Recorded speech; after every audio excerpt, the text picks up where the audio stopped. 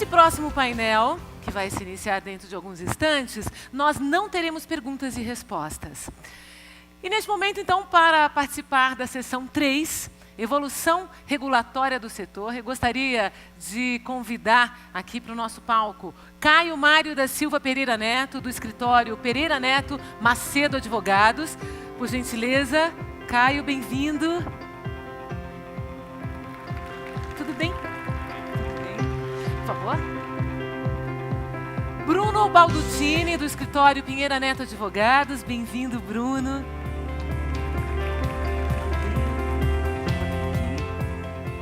E para moderar este painel, eu gostaria de convidar ao palco o diretor executivo ABEX, Ricardo de Barros Vieira.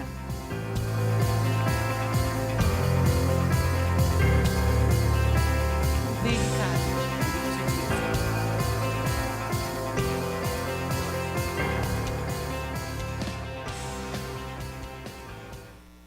Bom dia a todos. Queria começar pedindo desculpa para aqueles para os quais vou ficar de costa, por esse tipo de palco gera esse desconforto, mas vou tentar olhar para todos. Muito obrigado pela presença de todos aqui, e é a presença de vocês que faz a força e o sucesso desse 10º CEMEP. Eu vou ser rápido na minha fala, para que a gente possa aproveitar e absorver bem os ensinamentos do Caio e do Bruno, a quem já de antemão agradeço o prazo, o tempo que estão se dedicando a participar desse CEMEP. Para falar da evolução regulatória do setor, o meu objetivo aqui é tentar demonstrar para vocês, rapidamente, contextualizar a evolução regulatória com a evolução dos números da indústria. Esses números já foram colocados no filme de abertura e pelo nosso presidente, o Marcelo Noronha, e alguma coisa do tipo assim, saímos de 340 bilhões em transações em 2008 para mais de 1 trilhão em 2015, de 4 bilhões e 400 milhões de transações para 11 bilhões e meio de transações eletrônicas em 2015. De números de POS, de 2,8 milhões de POS para 4,3 milhões de POS em 2015. E de associados da ABEX, nós saímos de 38 associados para 69 associados. Teoricamente, aqui deveria aparecer a marca, apareceu a logo dos senhores. São esses associados, esse crescimento do número de associados, que com certeza vem emprestando à ABEX cada vez mais relevância na hora de discutir com os reguladores e na hora de tentar representar dignamente a empresa. Então, fica de antemão, em nome da diretoria, o nosso muito obrigado pela participação na nossa associação. Repassando mais um dado, só para relembrar a que ponto a indústria chegou, a terceira maior carteira de crédito do país é a carteira de cartão de crédito. Superou a de veículo ao final do ano passado. E o parcelado sem juros representa 52% do financiamento de bens e consumos nesse país. Ou seja, se a gente considerar também a parte com juros, nós estamos falando que 68% de tudo aquilo que é financiado ao consumo, de financiamento ao consumo, advém da indústria de meios eletrônicos de pagamento. Isso é representativo em qualquer lugar, principalmente se a gente analisar que a informação nova que o Noronha nos trouxe é que atingimos ao final do ano passado 30,5% do consumo das famílias utilizando cartões. Bom, só para vocês terem em mente essas datas, esses quantitativos, né? Eu agora voltei à apresentação. A gente falou um bocadinho de autorregulação, né? Começou em 2008, mas era uma preocupação desde 1990 e muitos. Eu estava na indústria e a gente já tinha uma preocupação em tentar desenvolver algo de autorregulação. E com sucesso, em dezembro de 2008, se aprovou o Código de Ética e Autorregulação da ABEX. Para vocês terem ideia, em 2010, eu não vou ler isso tudo, não. Em 2010, só para vocês terem uma ideia, a gente soltou um normativo 3, que definindo as primeiras regras sobre o comércio eletrônico via cartão de crédito. Em 2010, e que foi superado só em 2013 pelo Decreto-Lei de 7962, se eu não me engano. Então, mostra a importância da autorregulação. E a autorregulação quem faz são os associados, é a própria indústria, né? Os normativos 5, 6 e 7, que vão desde proibição do envio de cartões, até a criação do sumário executivo para fornecer aos portadores, que estabelece informações mínimas na fatura sobre pagamento mínimo, são resultado de ampla discussão, seja com o Banco Central, mas principalmente com a Senacom. Isso vem ao encontro de demandas sobre consumidores. Avançando mais ainda, eu queria me parar um bocadinho só em 2 itens dessa tela, que são particularmente, na minha opinião, demonstrativos do grau de comprometimento da BECS com o livre mercado, a livre concorrência e um mercado aberto. Em 2012, quando eu cheguei na BECS, já havia uma discussão sobre criar um mapa de chaves de PIN-PAD, criptográficas de PIN-PAD.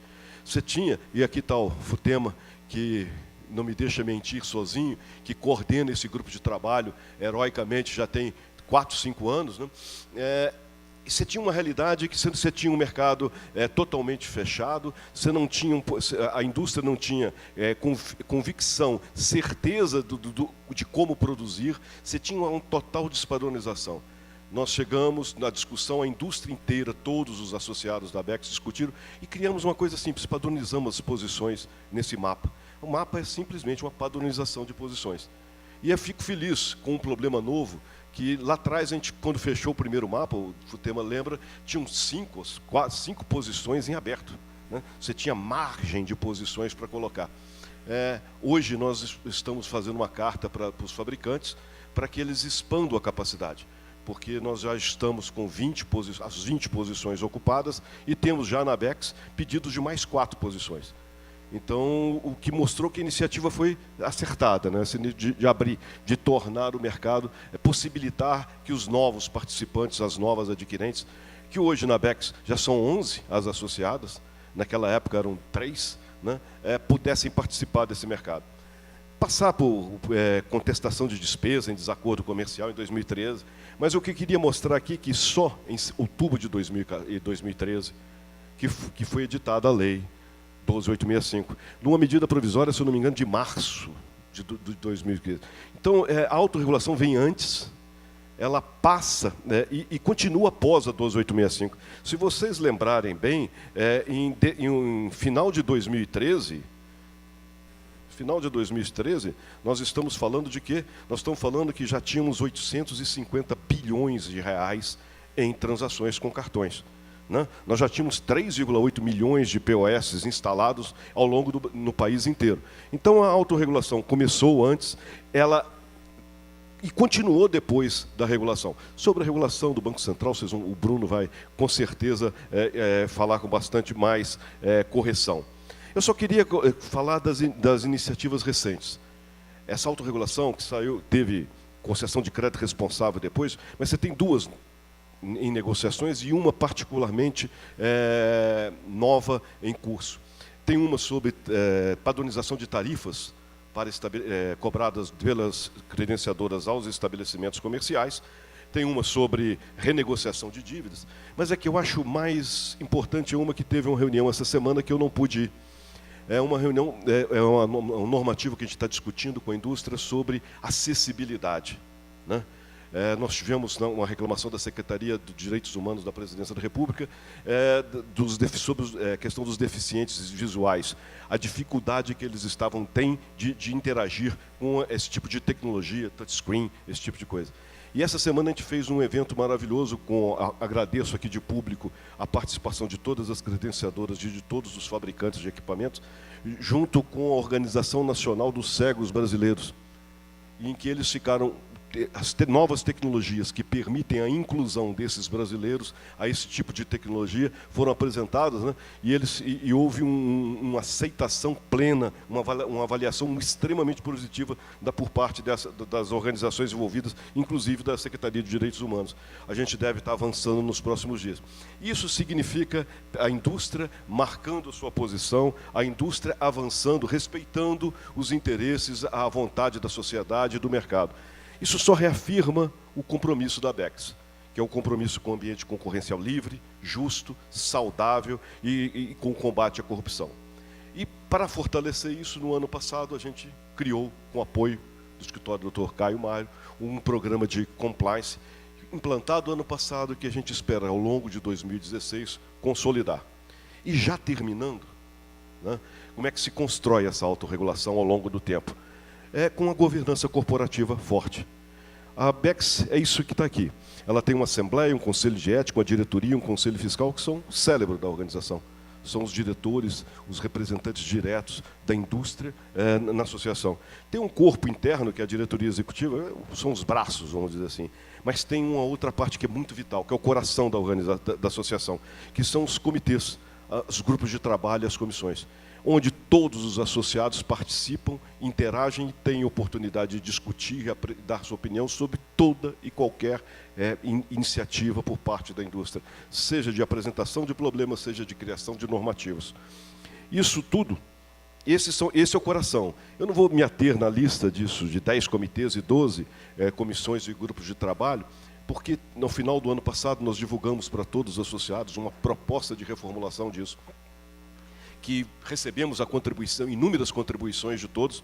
A gente espera consolidar na próxima reunião de diretoria, levar para aprovar e implantar ao longo de 2016. Tudo objetivando o quê? Uma maior proximidade, uma maior participação dos associados na sua associação, para que a gente continue cada vez mais podendo representar a indústria feita pelos senhores. E a gente acredita isso, essa é a crença da BEX, a crença da diretoria da BEX, que a regulação governamental ela não impede e não é contrária a uma autorregulação. Ambas podem conviver no mundo. Você tem exemplos na Europa com a CEPA, você tem eventos no Brasil, as instituições financeiras são reguladas pelo Banco Central e tem na FEBRABAN o desenvolvimento de convenções e autorregulação. Era isso. Espero não tê-los cansado e queria passar aqui para o Bruno, por gentileza, fazer a sua palestra. Obrigado. Obrigado. Obrigado a todos, em especial Ricardo pelo convite. Uma coisa que eu posso afirmar com certeza é que a ABEX hoje, fora a FEBRABAN, é a entidade mais ouvida pelo Banco Central na regulamentação do setor.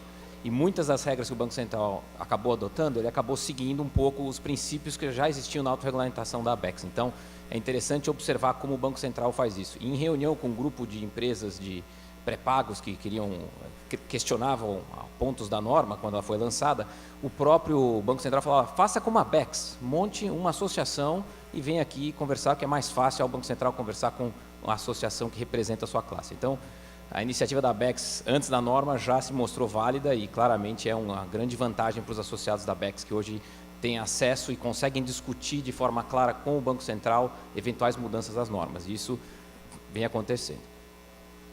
Bom, acho que aqui vale um comentário um pouco regulatório e, como vocês perceberam com a nossa host, não façam perguntas, porque nós não sabemos as respostas. Então, por favor, vamos ficar só aqui com a apresentação.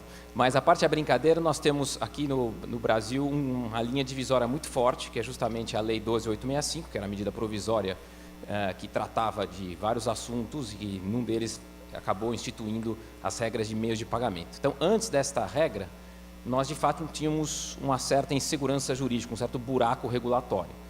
E isso confundiu um pouco o mercado, porque durante esse período, várias entidades que emitiam cartão de crédito, por conta da CPMF, decidiram migrar o seu negócio para dentro de instituições financeiras.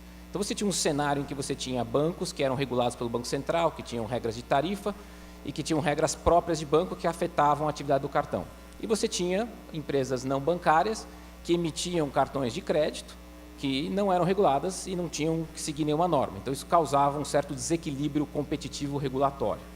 Então, o Banco Central, obviamente, olhando isso e diversos outros fatores, como, por exemplo, a existência de carteiras eletrônicas formadas por necessidade. Então, é um exemplo clássico, você dá um salário para o seu empregado, ele não tem conta corrente, porque a regra de conta corrente, que é a Resolução 2025, é extremamente complexa. Ela pede uma centena de documentos, tudo original, à vista do original, perante uma pessoa, indo até a agência. Isso criou um mercado em que as pessoas não têm contas correntes, mas têm necessidades de gasto. Isso fez com que a pessoa recebesse o seu salário em dinheiro, mas para não ser assaltada, o que ela fazia? Ela carregava, por exemplo, um celular, criava um crédito. Então, o Brasil, na verdade, ele foi empurrado para as novas tecnologias, para os meios de pagamento, por uma necessidade. E essa necessidade cresceu tanto a ponto do Banco Central começar a estudar esse mercado em mais detalhes. E a conclusão foi, de fato, decidir regular esse assunto. Então, antes dessa regra, de fato, existiam várias dúvidas. Por exemplo, Se eu sou um pré-pago, recebo dinheiro antecipado, o que é isso? É um depósito? Mas quem faz depósito é banco, eu posso fazer isso? Que tarifa eu posso cobrar se não tenho regulador? Como eu contabilizo esses recursos? Pior, o que acontece se essa empresa de cartão de crédito ou um pré-pago venha a quebrar? Então, várias dúvidas existiam e, obviamente, terreno fertilíssimo para advogados, né, como vocês podem imaginar. Então, o Banco Central decidiu, aos poucos, criar uma regra e, conversando um pouco com o mercado, ouvindo um pouco as outras jurisdições, veio emitir, então, uma regra que foi a 12.865, que foi uma conversão da medida provisória 615 de 17 de maio de 2013 e que virou essa regra. Basicamente, o que a regra fez? E, obviamente, aqui eu tenho 20 minutos para falar sobre um conjunto de regras, então não vou tentar entrar no detalhe, então é só fazer uma visão 10 mil pés aqui do que foi feito. O que a lei fez? A lei fez uma coisa muito importante. A primeira, ela deu poderes regulatórios para o Banco Central. Então, o Banco Central passou a regular, de um lado, instituições financeiras, então bancos, corretoras, distribuidoras, como já fazia antes, e passou também a regular as instituições de pagamento e os arranjos de pagamento. Então, agora tem um novo boss no pedaço, que é o Banco Central. E aí, com base nessa regulamentação, também foram estabelecidos princípios e normas que devem ser observadas pelo regulador, que é o Banco Central. Então, a lei é bem genérica, é bem principalista, ela tem vários princípios, principiológica, né? Ela vai colocando os princípios e os conceitos, e depois veio o Banco Central regular. Mas, basicamente, os dois grandes conceitos são os arranjos de pagamento e as instituições de pagamento. Tá?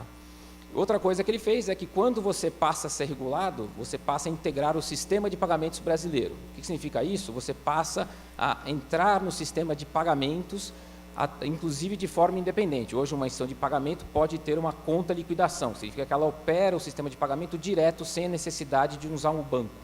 Isso faz com que você ganhe velocidade, ganhe agilidade e abaixe os preços eventualmente. Tá?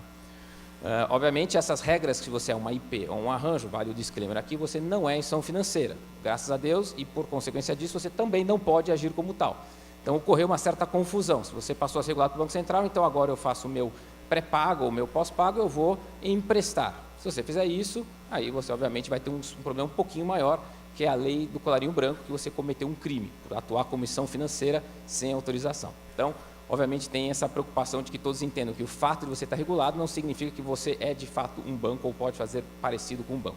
Se quiser ser banco, é só pedir uma licença bem mais completa. Bom, e ao final do dia, o que se busca nessa regra? Ele quer justamente bancarizar a parte da população não bancarizada, aqueles que têm aquela conta eletrônica, que tem o dinheiro carregado no celular, mas não tem, na verdade, nenhum tratamento regulatório. Então, esse era o grande objetivo do Banco Central. E foi isso que ele, de fato, passou a regular. Depois da queda, ó. Bom, para tirar já do caminho, só para já deixar, essa é a parte mais de impacto para quem quer ser uma IP ou um arranjo. O Banco Central, ele equiparou as IPs a uma série de regras bancárias. Uma delas, ele equiparou uma norma específica, uma lei específica que trata das instituições financeiras. O que passa a dizer essa nova regra para as IPs e para os arranjos? As IPs especial. Elas podem sofrer intervenção, liquidação ou RAET, que é o regime de administração temporária, como o banco. Então, se existe um problema no balanço, não estão sendo seguidas regras, ele está desenquadrado em capital, essa IP pode sim sofrer um desses regimes. E como consequência da nossa própria regra, os controladores dessas IPs passam a ter responsabilidade ilimitada, que é algo diferente, fora a área trabalhista, que é um outro mundo, mas esquecendo um pouco a área trabalhista, eles passam a responder com seus próprios bens por eventuais falências ou pelo fato de eles não conseguirem cumprir suas obrigações. Parece um pouco radical? Sem dúvida parece radical, mas essa é uma forma que já é adotada na área bancária e a lógica é muito simples. Se você tem seu patrimônio em risco, você tende a ser mais conservador. Se você tem um pré-pago, que você tem milhares de reais na mão de terceiros, você tende a ser mais conservador, porque se você quebrar, você vai perder os seus bens. Então faz um certo sentido. Claramente, quando você conta isso para um americano, ele fala, bom, só louco no Brasil quer ser dono de banco. Mas vocês podem perceber que tem bastante banco com dono, então as IPs passam a seguir a mesma regra. E os administradores também passam a ser responsabilizados também de forma ilimitada, de forma objetiva. Significa o seguinte, se a entidade vem a quebrar, os administradores envolvidos na administração podem ter seus bens, e normalmente, no caso de banco, têm os seus bens bloqueados, e esses bens vão ser utilizados para pagar as obrigações daquela instituição de pagamento. Justo ou não injusto? Uma discussão interessante, mas a lógica é essa pessoa tende a ser mais conservadora. A governança dessas entidades tende a ser mais forte, porque ela não vai arriscar o seu próprio patrimônio se o dono daquela entidade manda fazer. Fala, não, eu não vou assinar esse documento porque tem um risco pessoal. Então, esse é um ponto que a gente já tira do caminho, que é o lado negativo.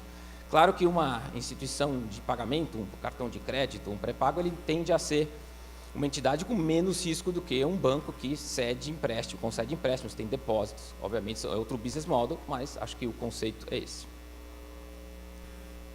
E aí, os conceitos que foram trazidos pela regra, pela própria lei, que são depois regulados pelo Banco Central, os arranjos de pagamento, que ainda basicamente são, de uma forma popular, são as bandeiras, onde estão as regras do jogo, são estabelecidas. Então, existe um instituidor desse arranjo, que é a entidade que passa a responder perante o Banco Central pelas regras. Então, exemplos clássicos, Visa, Master, são bandeiras, são Amex, são os instituidores deste arranjo.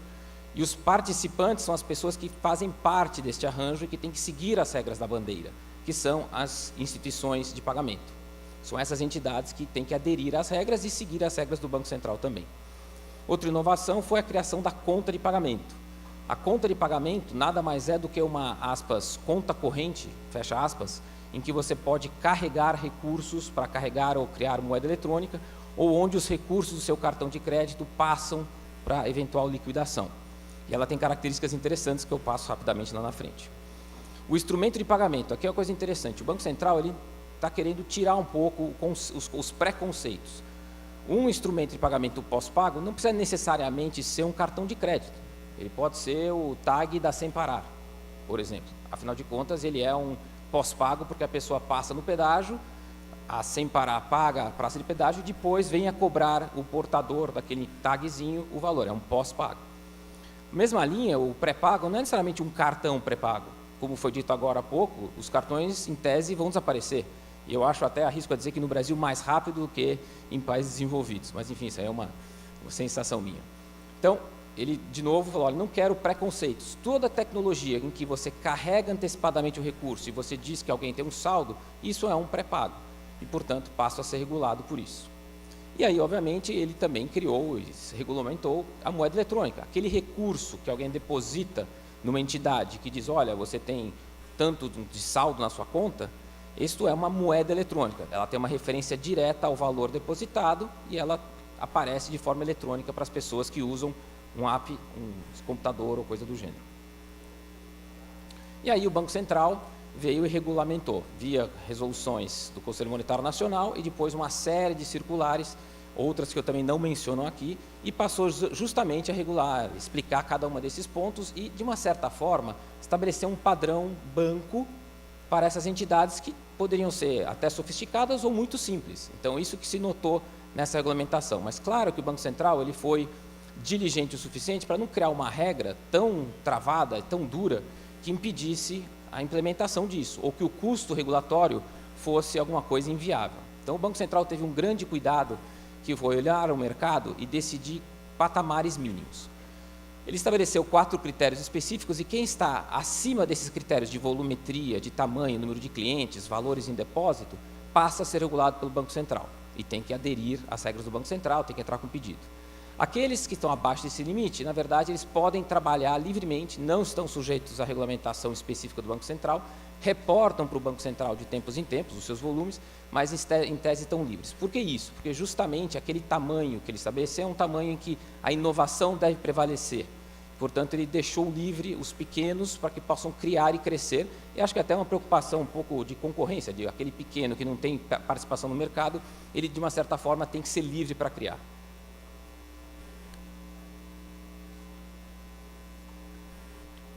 Viram aqui? Pronto. Outro ponto que chama atenção e vale a pena mostrar para vocês são as contas de pagamento. Essas contas de pagamento passam a ser de uso obrigatório, tanto para pré-pago ou pós-pago. Em especial, o que faz mais sentido na regra é o pré-pago. Quando você carrega um dinheiro, esse dinheiro vai necessariamente para uma conta corrente daquela entidade que é um instituidor do arranjo, que recebe ou a instituição de pagamento, e automaticamente ele informa via app, via instrumentos, que ele tem um saldo. Então, ele tem que ser colocado esse recurso numa conta gráfica que foi chamada de conta pagamento.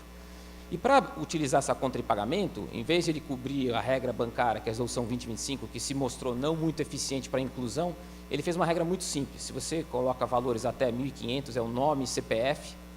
E se você coloca valores acima de 5.000, é nome, CPF, RG, telefone, é coisa muito simples. Tudo verificado de forma indireta. Ele não pede documentos físicos, desde que, obviamente, aquela instituição de pagamento consiga atestar a validade daquela informação. Então, qual que é a lógica disso? É justamente desburocratizar, é levar a pessoa que não consegue abrir uma conta corrente porque não tem algum dos documentos, a conta de luz e coisa do gênero, para justamente entrar no sistema financeiro, porque agora essa instituição de pagamento passa a ser regulada. Tá?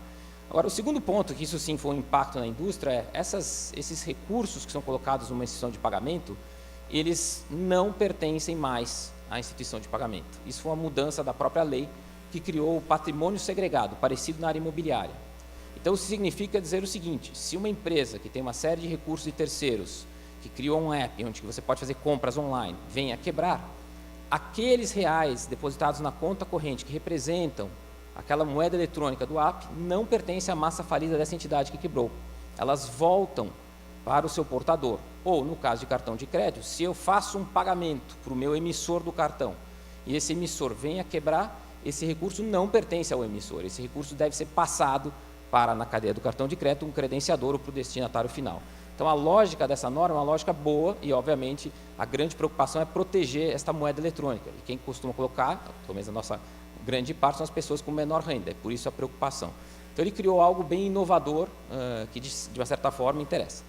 O lado negativo é que várias empresas que trabalhavam com pré-pago ganhavam, de uma certa forma, um float perpétuo, porque você tinha uma entrada de recursos constante e a utilização dos recursos para financiar o giro da operação, o giro do negócio. O Banco Central falou, bom, mas como vocês não são bancos, então a partir de agora, e aí ele estabeleceu uma tabela progressiva que essa regra entra em vigor, hoje já está um patamar mediano, esses recursos que foram ali colocados nesta conta, enquanto não utilizados pela pessoa, ou são aplicados no Banco Central sem qualquer rendimento, é uma ótima alternativa, né? Ou são utilizados para comprar títulos do governo, justamente para preservar o valor. Tá?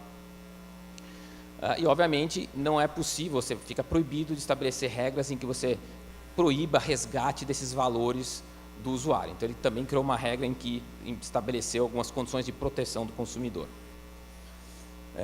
E, obviamente, com base nisso, quem passa a ser regulado, ele também estabeleceu critérios parecidos com o Banco Central, de bancos, né? Que é a mesma regra para bancos, só que em valores infinitamente menores. Como ela não empresta, ele estabeleceu uma regra de capital mínimo, que é 2 milhões por tipo de modalidade. Então, hoje existem 3 modalidades que foram reguladas, que é o pré-pago, pós-pago e o credenciador. Então, se você opera em cada uma das modalidades, você tem um capital mínimo de 2 milhões por modalidade.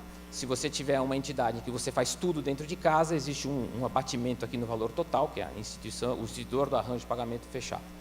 E você também tem regras específicas de patrimônio líquido mínimo que você deve observar o tempo inteiro. E essa regra também copia um pouco a regra de Banco Central, mas é infinitamente mais simples e foi feita justamente para quê? Porque essa entidade que passa a receber recursos de terceiros, ou essa entidade que dá crédito para alguém, no caso de um cartão de crédito, e paga alguém nessa cadeia, ele tem que ter um mínimo de capacidade e conhecimento para poder operar. E esse mínimo, segundo o Banco Central, pareceu ser a condição estabelecida aqui, que são valores aparentemente pequenos e que daria para você implementar o seu negócio em tese facilmente. E, obviamente, você deve observar esses critérios o tempo inteiro. Se você não observar isso, como você é regulado pelo Banco Central, existem consequências idênticas aos bancos, ou seja, processo administrativo, responsabilização dos diretores, inabilitação de diretor, multas pecuniárias, e o Banco Central passa também a fazer visitas, então eles passam a ter fiscalizações, muito parecido com um banco. Claro que o próprio departamento de normas fala, veja, se o seu negócio é pequenininho, eu não vou exigir que você tenha um mega sistema, eu vou exigir que você tenha um no-break e uma planilha Excel, ele brinca. Se você tiver um mega com uma operação gigantesca de pré-pagos ou pós-pagos, aí, claro, você tem que ter um nível maior de proteção de sistemas, de controles e governança. É uma postura bastante razoável do Banco Central.